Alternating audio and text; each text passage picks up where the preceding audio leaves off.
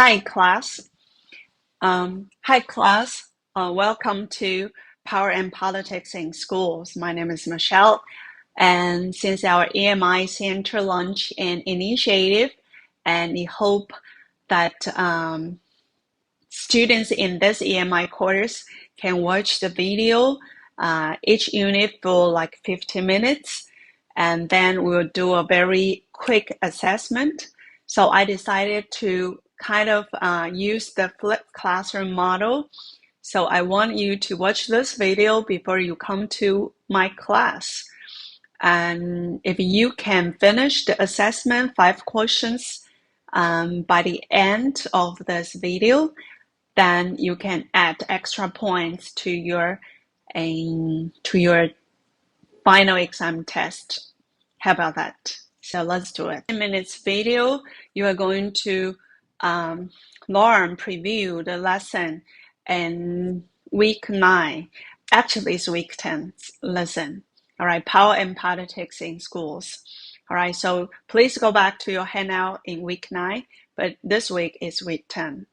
All right, so to start, we have to define what is power and authority.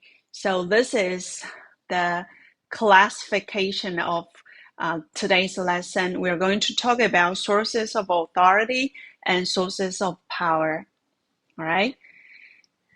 So in our discussion, we'll look into this main categories. And first, we would talk about sources of authority. So actually, authority forms like the backbone of the relationship in schools.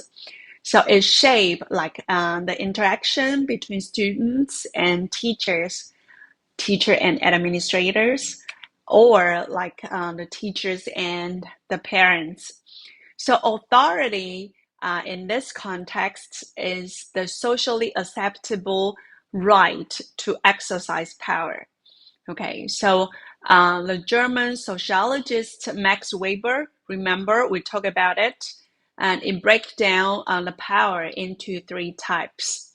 So the power, it refers to like the charismatic, traditional, and legal authority. All right, so let's start with the charismatic authority. All right, if you are charming, then you got the charismatic authority qualities. So this is the authority that is rooted in leaders' unique qualities. For example, the charisma, 魅力, and a personal administration that inspire. So for example, if a leader with an engaging personality may naturally command respect from others, okay, simply because the staff or the students feel like there's a personal connection toward that leader. So such a teacher or leader may not only manage their class well, but could also inspire students to achieve more. So this authority is powerful, but some kind very fragile. Okay, it is powerful but fragile. Okay, 有时候很有力，就是很有 power， 但有时候又很脆弱啊。他如果不喜欢你，就是不喜欢你了。All right, so it depends heavily on personal traits and the relationship. So this is called charismatic authority. All right. So the second authority, we call that traditional authority. Okay, so if your father did so, your father respect the teacher, your grandparents respect the teacher, so you have to respect the teacher. This is the traditional authority. So authority seems, it stems from, traditional authority actually stems from the long established customs. So in schools, like traditional authority may be shown as like student respecting teachers because their parents did so, because their grandparents did so, or their older siblings did so. And this kind of authority actually draws on the historical linkage. 好，就是有一些历史的，好，有一些传统的。Okay. So it draws on, it's based on the historical linkage of respect, helping to create like a sense of continuity, but sometimes it limits adaptability to new ideas or the practices. So it just follow the tradition. All right. And the third authority we call it is a legal authority. So what is legal authority? All right. So you can actually see from the term legal. All right. So legal authority is based on the formalized rules or procedures. So a school principal, for example, he has a title, he or she has a title. So he or she can exercise authority through laws or policies that define their role. Okay, so they could like have a 行政命令. Okay, this is the legal authority. So legal authority ensures like the order as people follow rules in their organization or in the schools. So it regardless personal relationship or it regardless the history. So it is all about the legal policies and the rules of the leaders. All right. So actually, you can go through these questions and think of yourself before you come to the class. For example, what are the key distinguished characteristics of charismatic, traditional, and legal authority? You can just, write it down. And suppose you're tasked with implementing bilingual policy, 双语政策 in a school.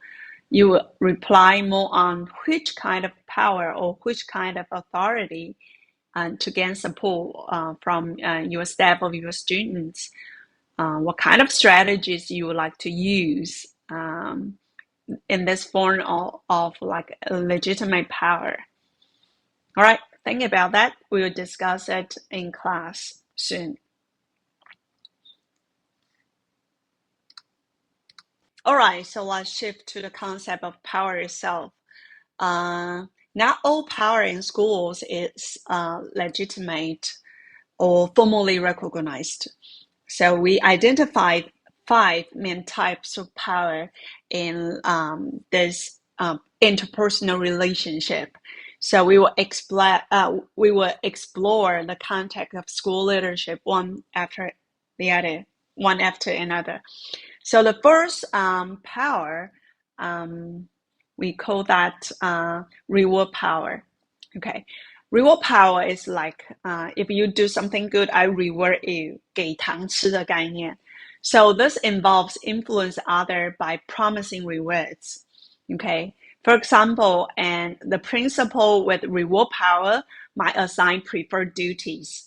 Give out developmental grants. Okay, if you do well, I give you grants, 我给你经费, or provide positive evaluations, 或是考绩打高一点.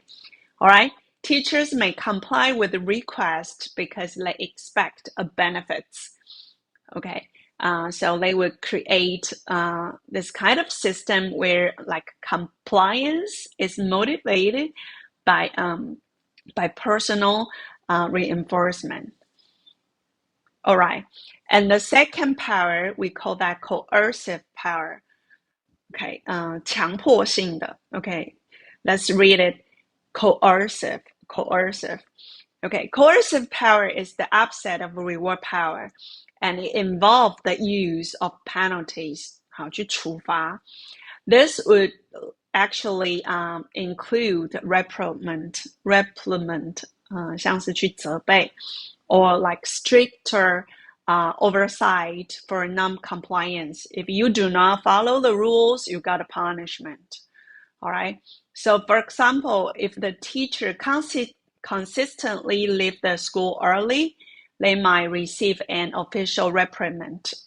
Okay. So coercive power actually is very effective, 是很有效的, but it may risk damaging morale if overused or applied too harshly. Okay, so it may damage morale. 它会损害我们的士气 morale. All right. So I suggest the authority should not use it too common. All right.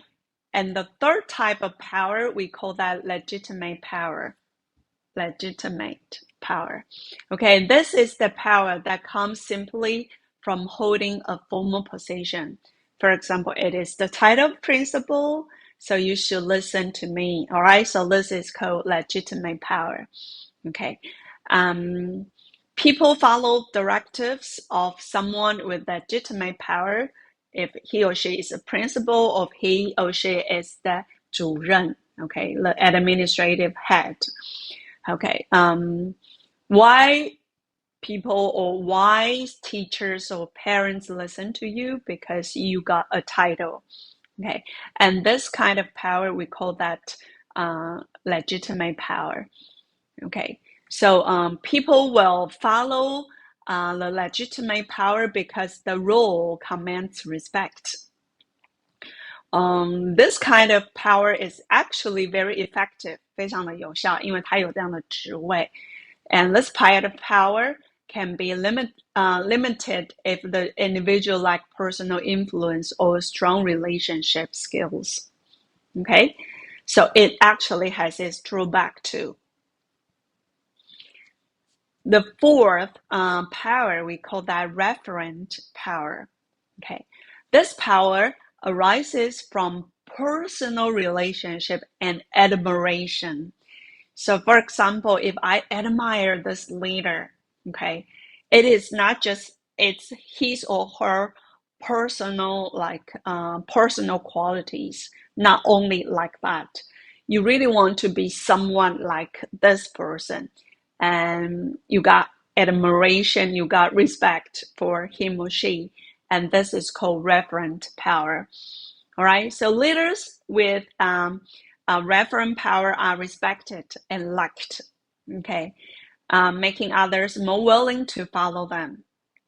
Okay, for example, the leader is responsible, like funny, and it has it says the role model. So you really want to be someone like him or her.